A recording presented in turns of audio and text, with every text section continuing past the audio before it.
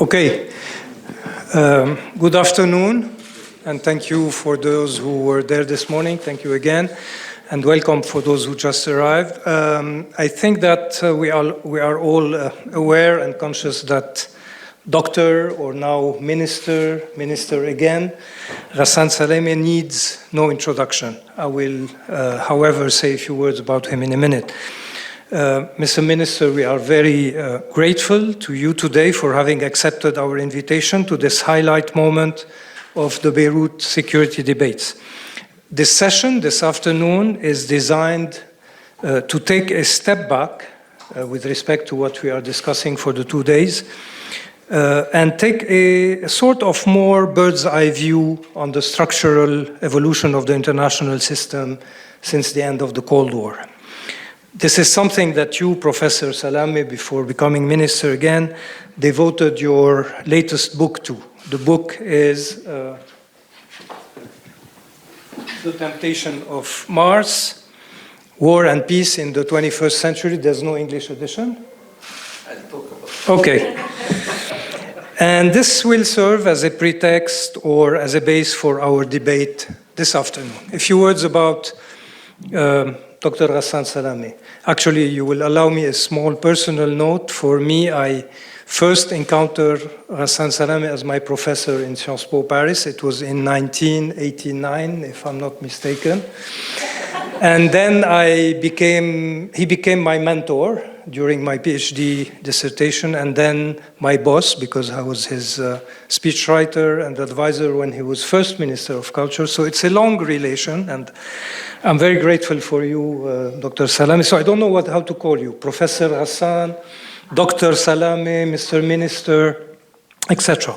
As an academic, Ghassan Salamé has founded and then was the dean of the Paris School of International Affairs at Sciences Po Paris, where he is still today a professor emeritus of international relations. In a previous academic career, Ghassan Salamé taught international relations at AUB here and also at St. Joseph University.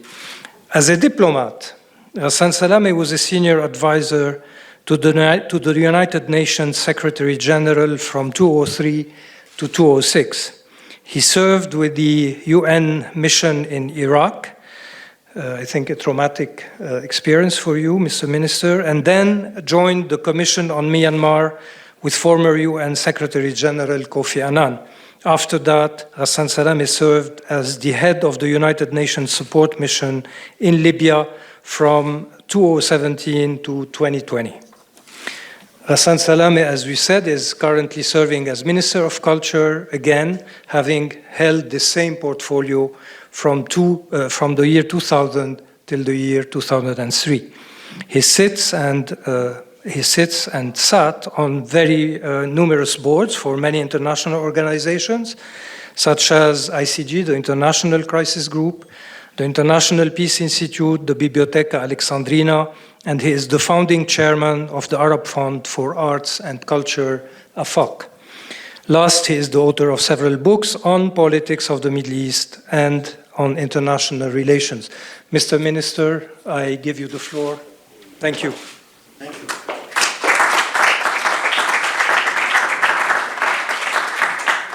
Thank you, Your Excellencies, Mr. President, dear friends.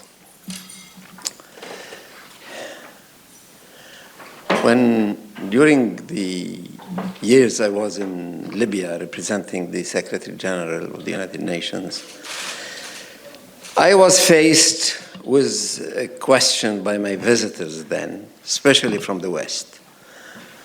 Why don't you start disarming all these armed groups in Libya? I said, okay, why don't you help me? You start, and I follow you. Gaddafi had left more than 20 million pieces of weaponry in Libya for a population of 7 million. That's a ratio of 3 weapons per person. This when he left. But after he had left, new arrivals of weapons, more sophisticated ones, also came. So the ratio is probably 1 to 4 or something like that, 4 to 1, something like that. when you are faced with such a situation, either you keep saying like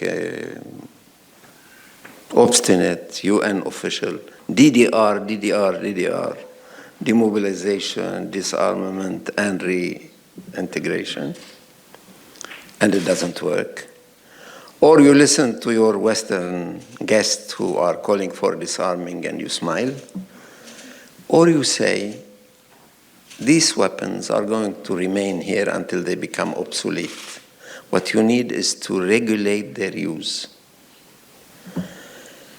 And that's how I reached a ceasefire in Libya in January 2020, and I'm very proud that 5 years later, this ceasefire is holding. And I was able also to allow Libya to start again producing its oil, and it's now producing 100,000 barrels per day more than it used to do. So the situation in Libya is not as bad as you read in the press. At least they have 24 hours power a day, which we dearly envy. But in the meanwhile, I was thinking about the international system. You cannot correct an international relation man even if you put him in Tripoli, Libya.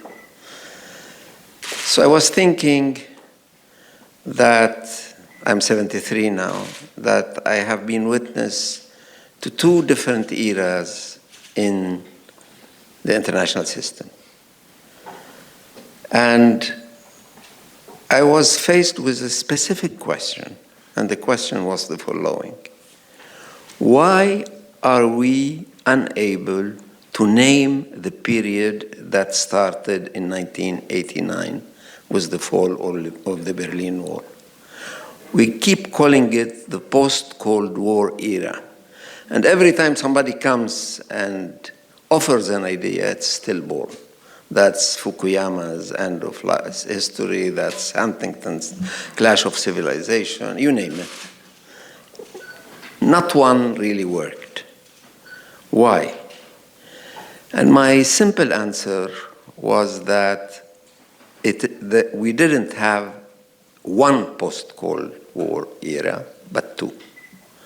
And that the 30 years plus that started in the year 1990 are divided into at least two periods, quite contradictory in the trends you can see in them.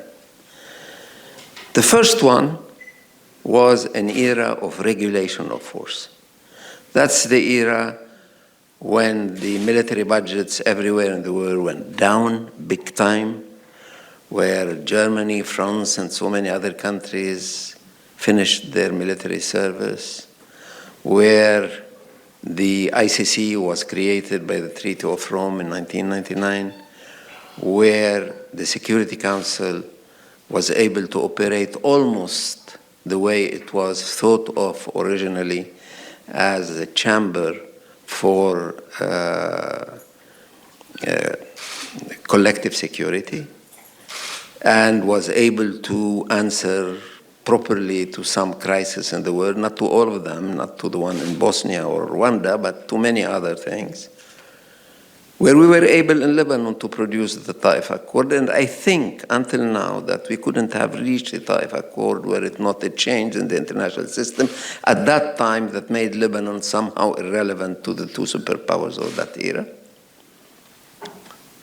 So there is an era where things were promising. And I remember starting my lectures at the huge auditorium in Sciences Po, always with a note of optimism. I remember that I started one of the courses in 1989 with Rostropovich playing cello before the Berlin War, because these were the times. But something insidiously happened around 2005, 2006, like 15 years or 16 years after this new era. And the more time went, the more sensitive we were to this, if not inversion, at least degradation of what was reached during the first period of time. And the name I gave to it was deregulation of force.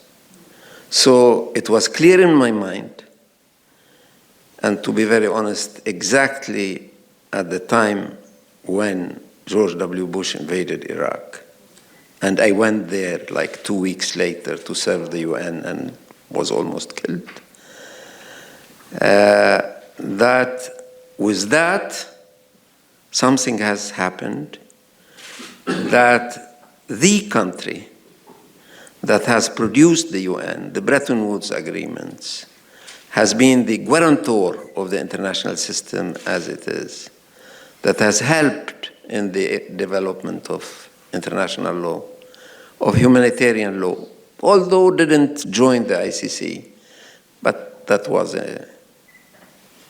not crucial.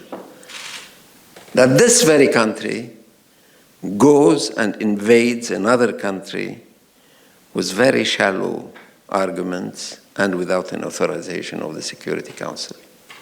Something had happened 4 years later, in 1999, in Kosovo, where Clinton had ordered a bombing of Serbia without an authorization. But there was an opinion rather supportive then, because Serbia was mistreating the Bosnians, the Kosovars, and the others, and the Croatians, etc., etc. So you didn't have, with the exception of China, a real opposition. But with Iraq, you had Germany, you had France, you had Russia, the Pope, and so many others who were saying this is illegal. My boss at that time, Kofi Annan, was seriously punished for saying that this war was illegal on BBC. So I call this the beginning of the deregulation of force. And then I discovered a new process in international, not a new process, a very old process, but my discovery was new. That great powers operate very often by emulation. And that if that country, with all its qualities, is able to ignore all this and to invade Iraq, why shouldn't I do it? So somebody in Moscow decided that he can invade Georgia. He can extract 2 republics out of the territory of Georgia. He can threaten Moldova, and he can invade, a few years later, Ukraine. And if big powers can do that, why should mid-sized power not do that as well? And not to go very far, let's stay in this part of the world. Turkey did it in Iraq and Syria and Libya, and Iran did it directly or through proxies. Israel keeps doing it. So I said, this is deregulation of force taking place before my eyes. Then I tried to dig a bit further and to say, why did we have this change? And I took, in fact, I may be wrong, I took a few criteria that explain the regulation and then the deregulation to see if a degradation of the foundations of the period had taken place that explained the symptom of deregulation. So I started with democratization. And if you do that, and I'm certainly there are people in this room who do that, you could see very clearly that the summum of the third wave of democracy, as Huntington called it, was in 2005. That after that, you had like a plateau, then a decline, with coup d'etat in Thailand, in Burma, coup d'etat in the Sahel countries in Africa, coup d'etat in Latin America, coup d'etat everywhere, and more importantly, an insidious, almost non-visible degradation of the concept of democracy in democratic or quasi-democratic countries by the rise of populism. So, so at one point around the year 2000, humanity had reached the moment it has never reached throughout history, because that was the moment where you had more people living under a democratic regime than people living under an authoritarian regime. But then that figure started declining, and here we are with much more authoritarianism, much more populism, almost everywhere. You don't need examples, you know it as much as I do. Then I took another criterion, globalization. Well, it looks now almost Lilliputian, very small, after the Liberation Day of last week, where tariffs were imposed left and right. But you could see that after a decade and a half, almost 2 decades of free trade, of new agreements, of the rise of multilateralism, of the creation of the World Trade Organization, and of China in 2001 joining that organization, which was crucial. Of a time where the New Yorker could send one of its reporters to any shop in New York to buy 10 pieces and comes back and discovers that 9 of them have been produced in China. Well, you could see almost everywhere that in the populist rise on the democratic side, there was also a trade element, a trade ingredient that calls for protectionism were rising almost everywhere. And you have now books about that, but you could see that around the same time this was happening, we had a huge financial crisis in 2007, 2008 that added to the doubts about free trade and liberalism. So the second factor also was helping me understand the deregulation of force. So I went to a third one, which is the technological revolution. Since there is a big campaign against me in the social media today, I can tell you about it as much as you want. But, I mean, this is something that is crucial to the deregulation of force. Of course, I was writing about what drones could do, that was before Ukraine and Gaza, about what artificial intelligence could do, that was before South Lebanon and the pagers and everything, about what etc. could do, it was written in the future mode. And that's why it was not translated, because it has to be rewritten in the past. Everything happened since that, unfortunately, didn't contradict what is there. So this information revolution, I think, and the AI revolution, which is a revolution in the revolution, is something that has transformed war and peace in big time. But for residents of Beirut, they do not need maps or graphs about it. It's now central. It's now central. I was in the south last week, looking at one of the hills occupied by the Israelis, and I asked myself, what military value could a hill still have at a time of drones? So there should be another reason, and I'm sure there is another reason than military.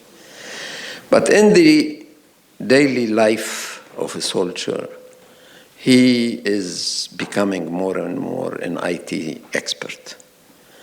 And in the wars, this revolution in information technology is producing all kinds of military, political, and ethical questions that we are not used to Like, could you kill from 7,000 kilometer distance by pushing a button some civilian tribe in Pakistan or in Somalia or wherever? And how many drones could you send against a hospital before making sure that it has been destroyed or something like that? What is certain is that this revolution also had a political undercurrent to it. It started as globally in favor of the citizen. And something happened around 2004, 2005, that made it much more useful to governments than to people. It started with the pleasure of being a reporter without any training because you were at the right place at the right time with a camera in your phone. You became a columnist as well. You wrote and you would ignore any censor anywhere in the world because your words will go across the world and your opinion will be known to everyone. Information was available, opinions were available. So that was good for you and me before I joined the government. But somehow the government played their role in transforming this revolution as much more useful to them than to the man in the street. They produced huge factories of trolls. They became superb players in disinformation with the new tools of disinformation at their disposal. They became more authoritarian. They became very smart users, as the book written by one of my colleagues has shown clearly, very good users of social media in order to discredit people. In fact, social media became much more useful than the judiciary as it used to be before in discrediting someone and killing him politically, etc. So there was a change to the advantage of governments and of populism, because social media helps with the illusion of freedom it provides in the rise of populism, in particular because algorithms bring people who believe the same things, or feel the same things, or believe in the same things to come together and to become deaf to what other people say. So this was the third criterion. The fourth was cultural. I think that culture can be used in different ways. And I believe that we left a period where the multiplicity of cultures was a plus to an era where culture was used as a weapon. In two ways at least, because I want to be too long on that. Culture became a way of domination in what is called cultural imperialism. That is the fact that you ignore the local culture and you dominate through the imposition of your cultural values. But this is almost classical. A new theory came where culture was a sort of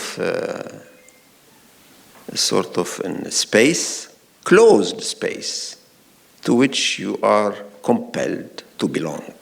That's the clash of civilization of Huntington. Both approaches to culture are somehow creators of tension.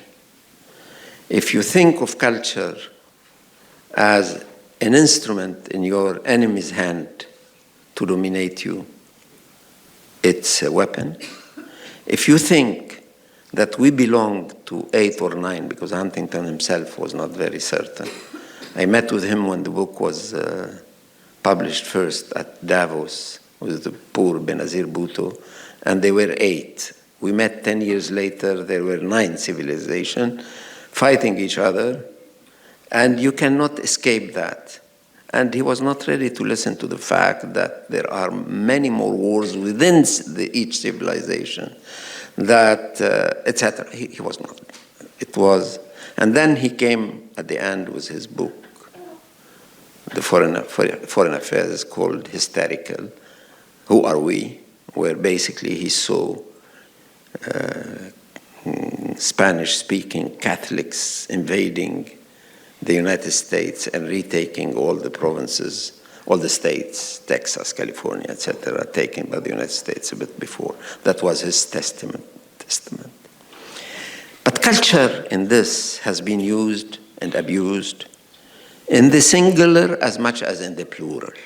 Those who used it in the singular overcharged it with bellicose intention, especially when they were talking about people discovering other culture. They were supposed to have bad intentions anyway, which is not true, And those who used it in the plural, like Huntington and others, he was not the first one. The concept was started to become popular in Britain around the year 1910.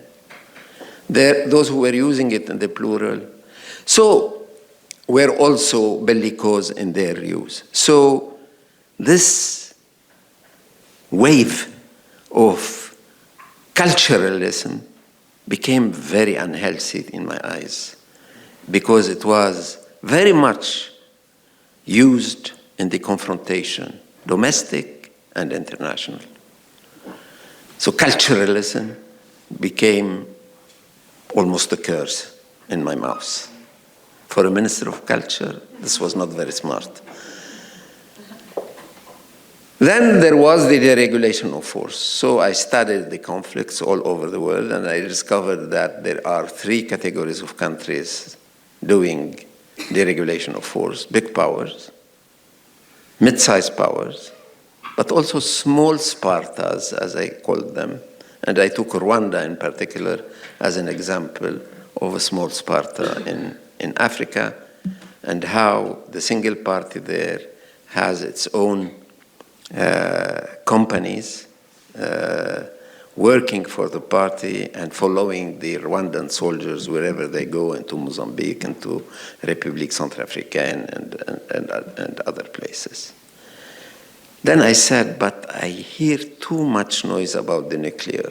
And here came the 6th factor, that is the nuclear question being revived by one Israeli minister threatening to send one over Gaza, by Mr. Medvedev threatening to use it in Ukraine, but in fact, if you look, you will find that there is not a large proliferation taking place, no, but there are probably 20 countries who can produce nuclear bomb now in less than a year in the world. Some of them, especially in Asia, are very tempted by that, and they could do it, and they will not have the kind of opposition Iran is facing right now. And more importantly, those who have a huge nuclear arsenal are now paying huge amounts of money to enlarge it and modernize it. And that includes France, UK, you name them. So these factors, I think, played together into creating a much risky world, a world full of risks, full of unregulated or deregulated use of force whenever it's available to you. But I have to be honest, I could not imagine that, not my prophecy, but my prediction of a more bellicose world will come or will start before the book was printed. It came, and it took me by almost Ukraine, and then Gaza, and then the West Bank, and then Lebanon, and then Yemen, and other places.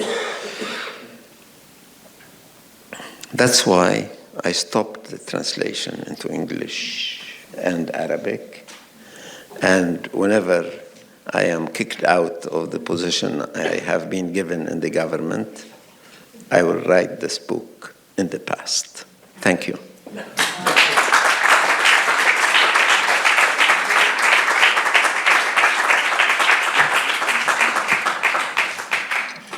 Thank you very much.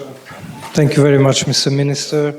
Actually, you summarized very faithfully the book, of course, but you took away many of my questions, so I'll try to refine some of them. What was striking when I started reading your book is that it starts with one word. It's one word and a dot. And the word is convergence. And you describe at length this word circa 1990, where there is a promise of a new world order. You just said it. Economic liberalism and political liberalism go hand in hand, and where globalization bears the promise of becoming happy, what we call the happy la globalisation heureuse, or the happy globalization. And then along the book, as you just said, you delve into these 6 factors that will prove these promises completely wrong. I will allow myself to take some of them that you just mentioned and try to unpack them with you by putting them in the light of what's happening really today, I mean, in the contemporary moment. First of all, okay, we agree, and you describe it well in the book. Political liberalism was challenged by the rise of, first of all, dictatorship and authoritarianism, let's say, in the South, but also mainly challenged at the heart of liberal West by what Fareed Zakaria calls illiberal democracies or illiberal liberals.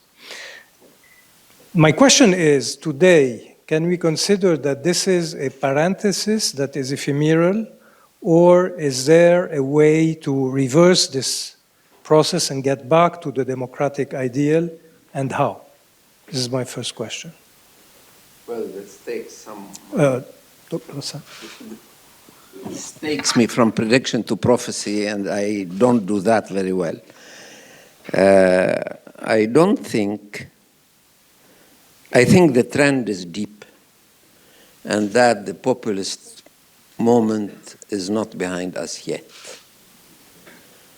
I don't think the populist wave has reached its climax in countries I know quite well, like Germany, France, or other countries. And I don't think that the de-Trumpization of America is going to start soon. Therefore, populism in the West is with us, is here to stay with us for a few years at least. The process of democratizations in non-democratic societies is in pure regression, notably in large powers like Russia and China, but also in countries that could have been labeled with no reserve as democratic, like India, where also populism with religious flavor is increasing in a very disquieting way. Therefore, if I take at least the 10 largest countries in the world, not to mention the 182 others, I don't think that the wave of regression of democratic institutions, values, and practices, sometimes the 3, sometimes one of the 3, practices, institutions, and values. These are 3 different things. But the regression of the 3 is certainly reversible, but I don't see it as short-term coming in the proximate years. Okay, I could have maybe a follow-up question by saying that if we have to single out a cause for that or a reason, would it be the lack of performance delivery by democratic governments that disappointed, disenchanted people, or is it, and I hate to admit that, a sort of genuine demand by societies to be ruled by strong men? I mean, and this is a quasi-culturalist argument. Can we sort it out here? I think we tend, and I believe some big NGOs interested in democratization have played a role unintentionally that blurred the reading of events everywhere. Look at 2005 in Lebanon. I didn't see in it a call for democracy. I saw a call for Syria to be punished for its misdeeds in Lebanon, possibly a call for revenge for the assassination of Hariri, or you name it. But when I read one day in the New York Times that it's a democratic wave in the streets of Beirut, I didn't recognize Beirut. This was not that, in my view. So we took the habit. As chair of International Crisis Group, I should say that I am not entirely innocent in that. We took any popular movement as something that is representative of a call for democracy. If there are no journalists in the room, I will say something that is not very nice. I was asking my prime minister 2-3 days ago, we are a government that calls itself a reform government. Is there demand in the public for reform? There are times where I don't feel that there is enough of a popular demand for reform. There is probably a demand for change, and again, this is not reform. For more participation, possibly. But if we come and say we are going to give you a better electoral law, more representative of your wishes, is it something the people are going to demonstrate for? I'm not sure. I'm not sure. If we tell them we are going to change, I don't know what. So I think there is a mistranslation, a misfit between what the people are looking for and what the elite think they are hearing in the public. And this led us to see democracy where democracy was only nascent or only marginal in the popular reform. Look to Ukraine. Every movement, every anti-Russian movement in Ukraine has been labeled a democratic movement. Every pro-Russian movement in Ukraine has been viewed as a populist reaction. I tend to believe that both were populist reaction, led by partisans of both sides. So I think the elite have played some role in misrepresenting what was happening. You mentioned that, and this was my next question. And here I had in mind your status in ICG and one of the big figures of ICG. Because one of the factors that you single out in the book is globalization, and you use the term the disappointment vis-a-vis open societies. Okay, now for most of people here, open society is the NGO of George Soros, who's one of the funders of ICG, on the board of which you have sat. But we forget we are political scientists and well-trained because you were my teacher.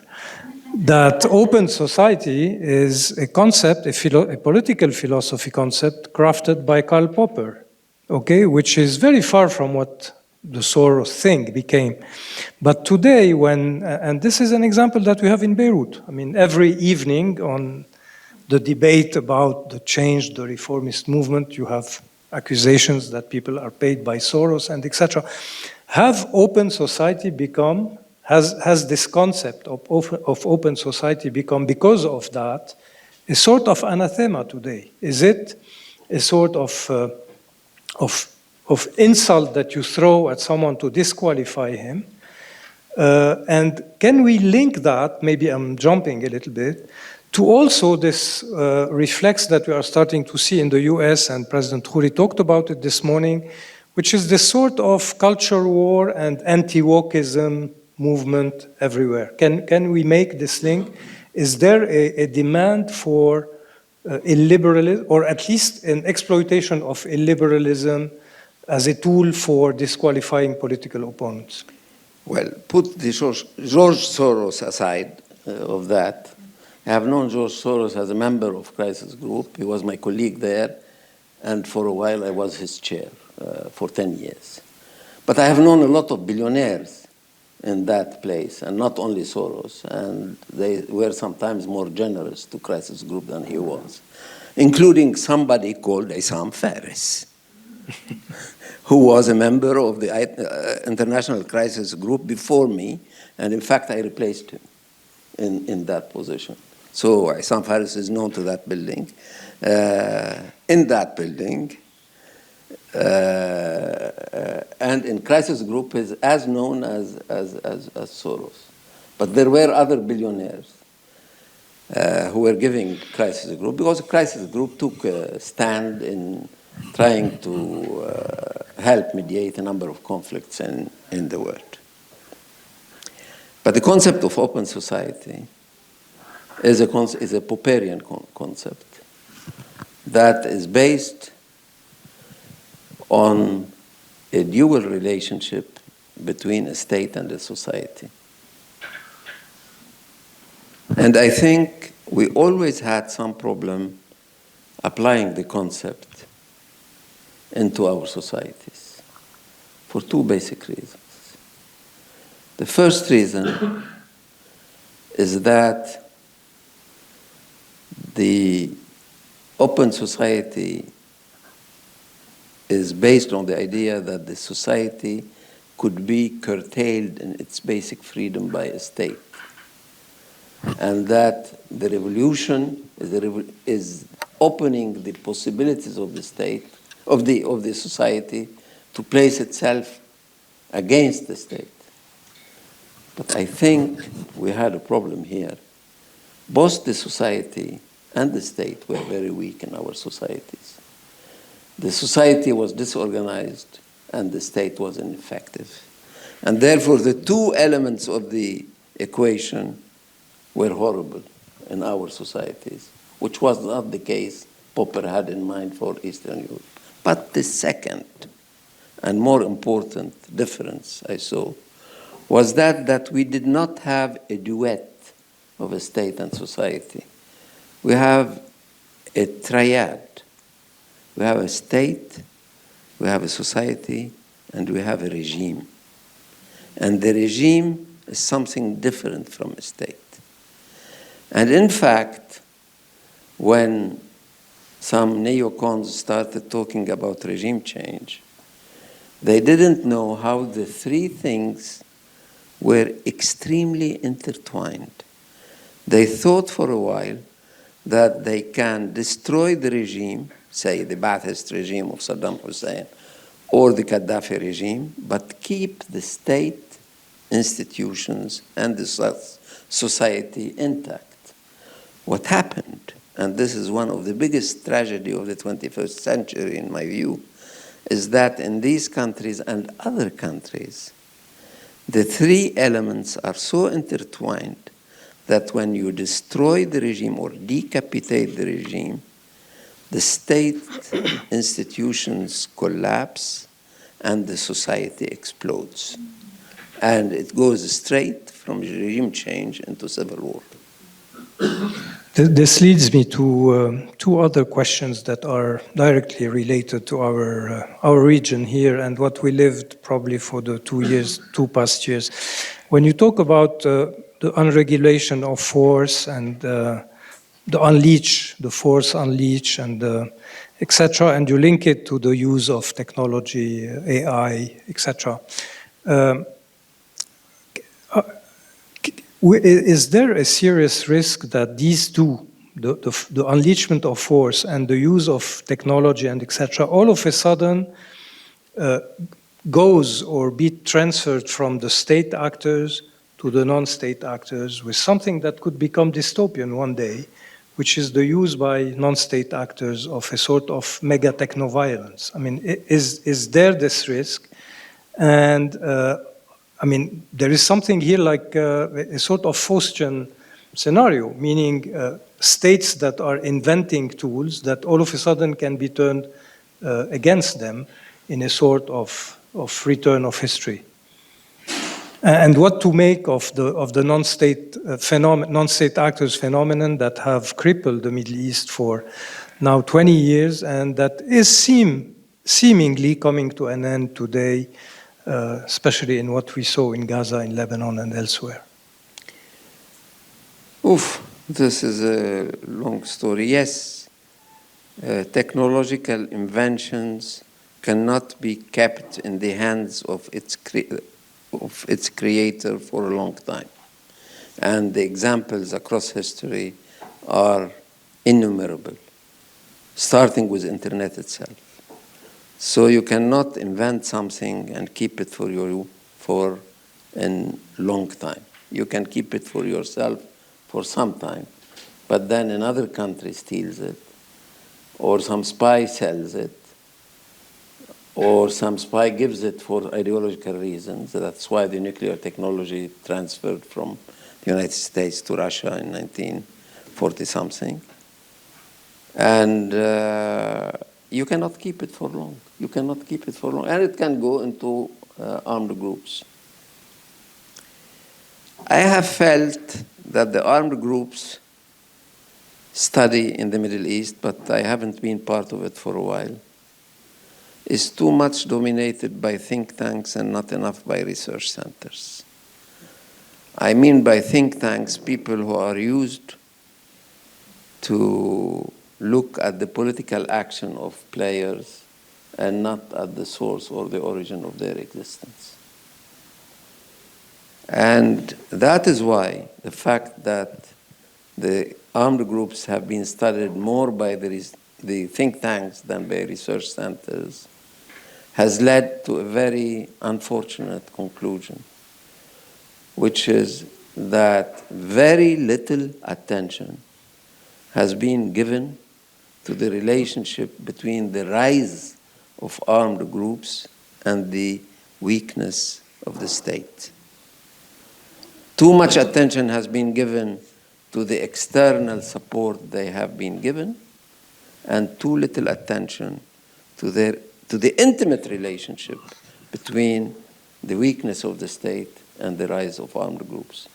And if our states remain as weak as they have been, I can predict easily that armed groups will reappear soon. Which is the dilemma that we are living today, and your government is living today, exactly. I mean, how to, starting from where? I mean, disarm militias or build a state or do in parallel, etc. I won't get you into this debate, it's not the moment here. To stay in the region, and here I want to come to a very hot topic now. You mentioned the nuclear proliferation, etc., etc. But at the same time, one could say that a sort of deregulated use of force that is bad because it has led the world to become what it is also a recipe to check this proliferation. I mean, some could argue that without deregulation of force, probably some nations or some states could have become nuclear well before that. Iraq is not, of course, an example, but it has other weapons of mass destruction. From there on, from this point on, what is your reading of the possible scenarios of the nuclear file with Iran? I mean, where are we heading towards, especially now that we have heard this morning that there is the opening of direct negotiations between the US and Iran. Is there a real chance of denuclearization of Iran without the use of unregulated force? This is a tough question, and I hope you don't take it as a government official answer. My deep feeling is that Trumpism is not neoconservatism. Not at all. In fact, 3 or 4 guys in the National Security Council, supposedly close to the neocon school, have been fired last week. I'm saying that in order to say that I don't think that Trump is looking for a war in Iran. That's my intimate, I don't have news, I don't have info you don't have, but that's my hunch, that he's looking for a deal, that he's serious when he says that his dream is to open an embassy in Tehran. And after that, could I remind you that he met with Kim Jong-un twice? If you know something about Kim Jong-un, you will find it very easy to see him tomorrow with Ayatollah Khamenei. So I don't rule this out. And I think the Iranians are really worried to have a war, because the balance of power is definitely not in their advantage, to their advantage. Whatever they say, you can ignore. They are really, really unhappy with the possibility of war and worried about the possibility of war. So if these 2 players do not want a war is less likely. But I'm not saying a war will not take place, for 2 reasons. First, because one of these 2 could become impatient. Trump, with Iran not subscribing to his view of what an agreement should be, which is necessarily different from the JCPOA, and which is different on one single important thing for you Lebanese, that the Americans now are not saying stop the nuclear program and do whatever you want in the Middle East. The Americans are now saying don't do the nuclear program and stop interfering in the Middle East. This is new. This was not the case when the JCPOA had been reached. So you may say, if this one is transactional and doesn't want a war, and if this one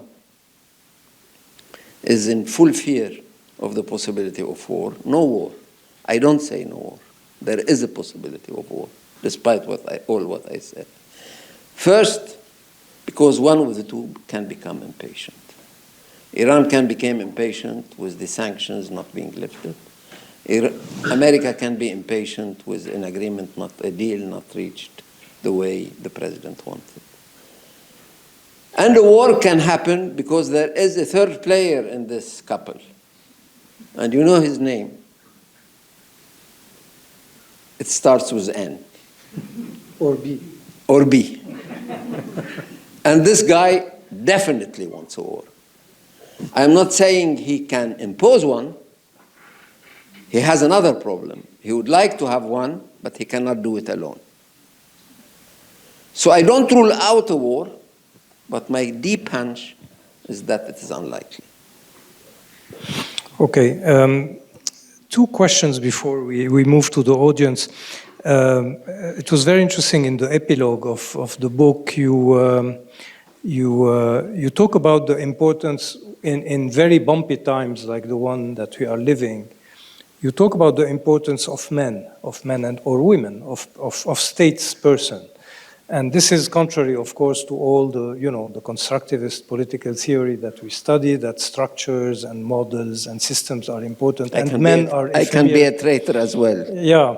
So, and in this context, there is something I read in the epilogue that frightened me because I read it after what happened during the last year in this region. And you talk about, and you never give an example about the Middle East, you give examples elsewhere in the world, and you say that because of the importance of men in structures, political assassination becomes something like a legitimate tool. This was before the assassination that we have witnessed in Gaza, in Lebanon, and etc. Can we say that in the world that you describe in this book, political assassination could become a sort of new normal in political life? No, in fact, the background, as far as my memory, because the book has been published a few months ago, as much as I thought I wrote was that a form of self-criticism. I was basically saying that all my life, but I was plagiarizing Kissinger, to be Yes, true. exactly. You quote Kissinger. I'm quoting. No, I quoted him. I don't plagiarize anybody. No, you quote him. You quote him. I don't plagiarize anybody. And now with the new programs, AI programs, you discover plagiarism in no time. I was quoting Kissinger saying that as long as he was a professor at Harvard, he believed that the deep trends of history do make history. And when he became a national security advisor and then a state secretary, he discovered that individuals were the prime movers of history. I am not sure I am quoting literally. But I should say that being a man of revolving doors, going back and forth between theaters of war and auditoriums and university auditoriums, I was always torn with the idea of what is more important. And with the passage of time, and with the witnessing of assassinations, I became more conscious that individuals or their absence, by assassination among other reasons, can play a big difference. When I was in Iraq, the assassination of my colleague, friend, and then boss, Sergio Vieira de Mello, changed a lot to the immediate future of Iraq. And 1 month later, when Ayatollah al-Hakim was assassinated in the city of Najaf, it changed a lot to the behavior of the large Shia community in Iraq. So I'm giving these two examples that are personal and where I was in the first row, but I could really multiply. And let me tell you, yes, the assassination of Nasrallah probably made it impossible to reach a ceasefire in September rather than November. I was personally involved in this, and I can tell you that we were very close to a ceasefire on September 26. And we had found a formula that somehow, lightly, takes care of Nasrallah's insistence of mentioning Gaza, and a call for a ceasefire that was called for by 11 countries then, including the 6 GCC countries plus France, Italy, and the United States. And he was assassinated 5 hours later, 5 hours after the prime minister of this country at that time, Najib Mikati, had accepted publicly the text as it had been negotiated. So, did his assassination play a role in that? I'm sure it did. So yes, I have been witnessing a number, but beyond the question of assassination, which is the instrument to eliminate one individual, comes the much bigger and sometimes positive question of the role of individuals in the making of history. And individuals have been great in making a huge number of things as well. So don't look at the role of the individual only when individuals are eliminated. Individuals can make miracles. Well, Jesus was an individual after all. To stay on this issue of the importance of the individual and the statesman and etc. Today we are, this is maybe before the last question, we are witnessing the rise of a new breed of individuals at the head of political systems. More illiberal, more authoritarian, more restless, more bloodthirsty sometimes, more populist, etc. There is a book that was published last week by someone, maybe you met him in Paris, Giuliano de Ampoli, the author of The Oaths of the Kremlin, a wonderful book on Putin. And the book is called The World of Predators. Have we entered, for a while at least, an age of predators as rulers? Well, a lot of people believe that the founder of Tesla is one of them. But since I don't have a Tesla, I don't know. Look, there is one thing that is very, very serious. That is the role of money in running societies and the role of money in translating money into influence. What we have seen in the past, in parallel to populist politics, is the rise in the power of kleptocrats, big time, all over the world, including in this country. And you have not very smart kleptocrats who steal their country's money and rush with it elsewhere to enjoy it. I have seen that in some countries of this region, no names. And there are smart kleptocrats, like the ones of this country, who redistribute some of their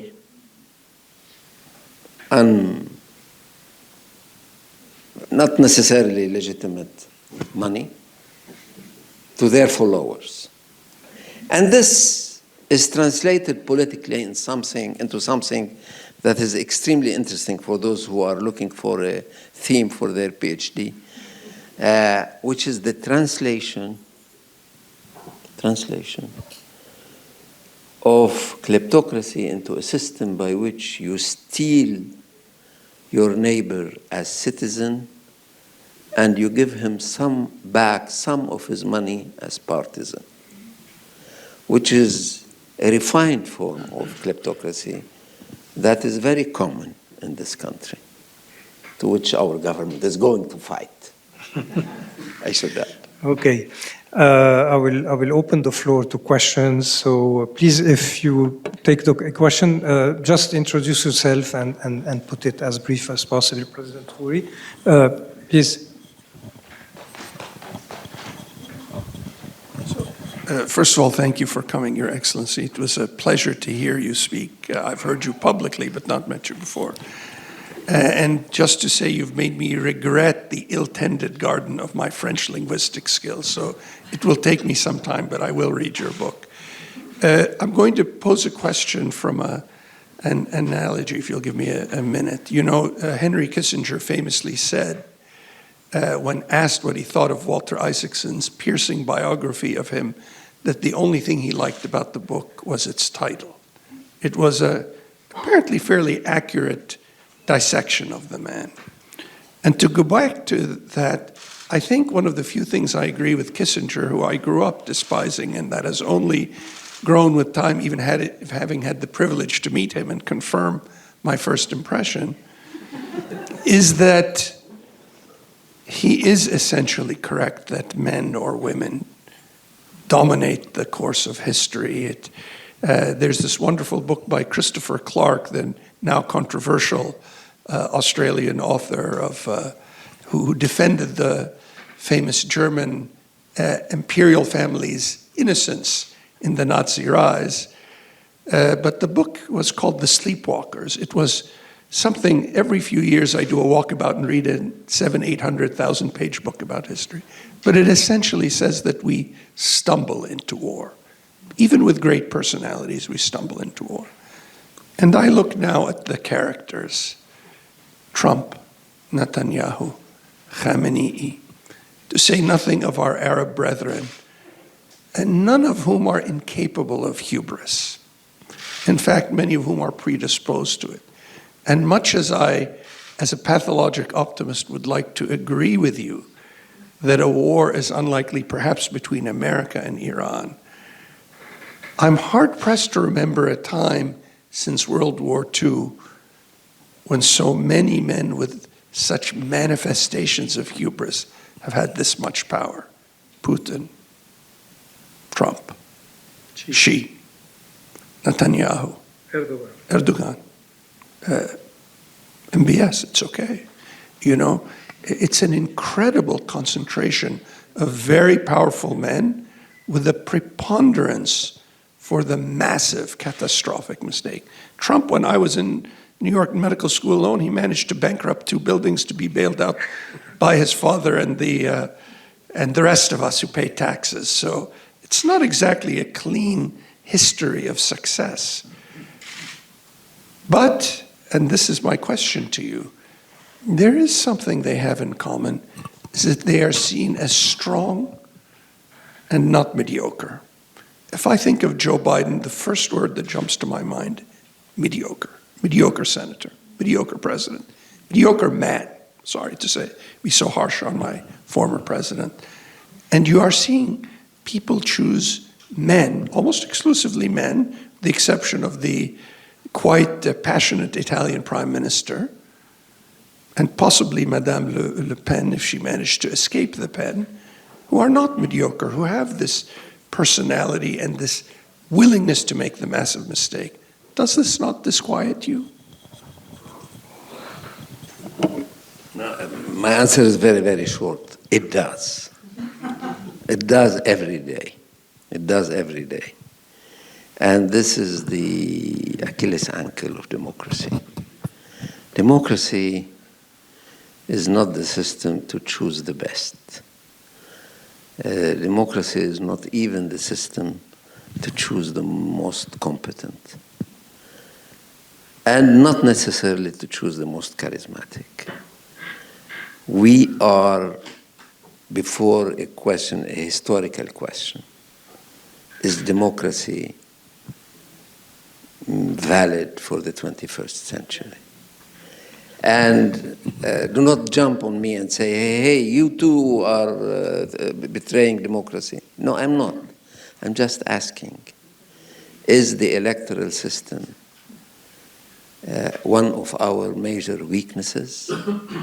The fact that a Mandarin type of meritocracy a la Chinese, where the party is very regarding, concerning your behavior as a low-key official until you raise into the system and you become president of China, is it the system for our age or not? These questions were impossible to ask 20 years ago. We had a clear answer. We stole all from Churchill that democracy is, after all, the best when you have tried all the other kind of regimes. Now the question is real. Now the question is real.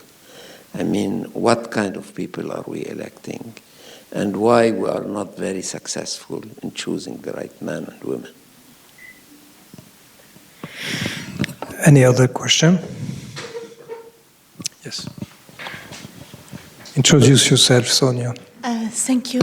Sonia Maicha Atasi, I'm a faculty member here at AUB. Thank you very much, Your Excellency, Professor Salamé. I would like to ask you, since you're Lebanese Minister of Culture, I assume that you accepted this position because you believe in culture. So I would like you to come back to what you said earlier about culture and also about your vision for the role of culture. You played a major role also in AFAC, Arab Fund for Arts and Culture.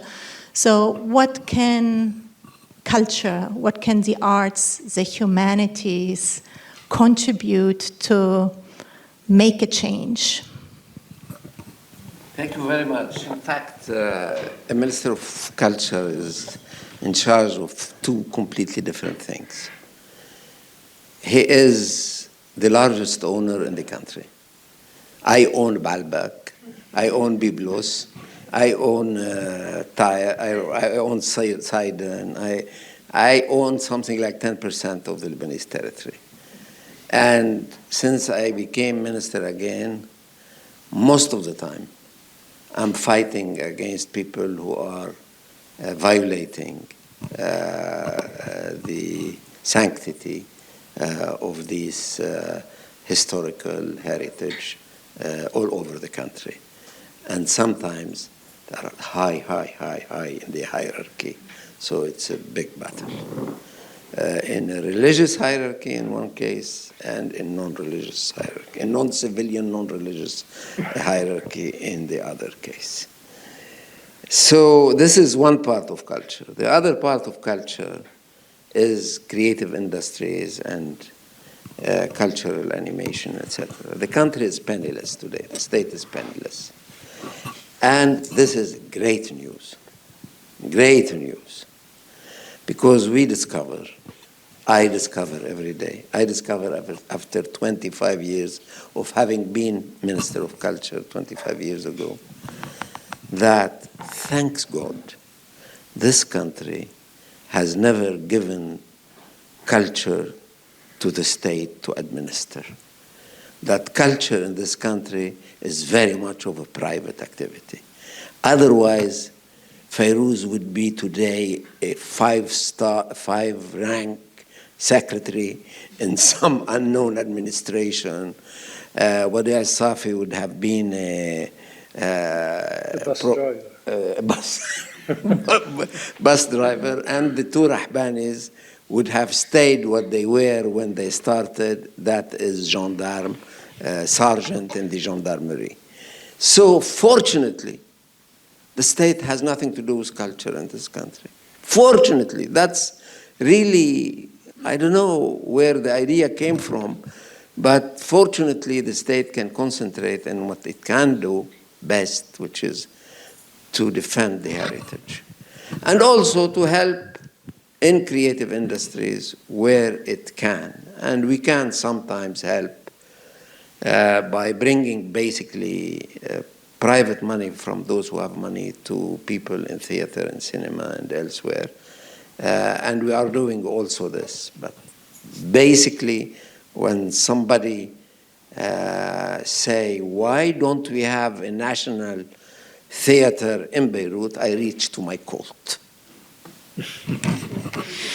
Okay. I think we have to come to a close, Mr. Minister, Dr. Salamé. I thank you. I think you offered us a very exciting tour all over history, philosophy, geopolitics, and now culture. I think this was a very enriching moment. And for us at the Beirut Security Debate, it was a very welcome breeze, also because we talk about very granular issues this morning and tomorrow morning. I wanted to thank you for your time and for your the consideration that you gave me by accepting this invitation. And I think, if you allow me, Mr. President, also in the name of AUB, to thank you for having visited this campus that is dear to you. And I would ask you to join me in thanking Dr. Salam. Thank you.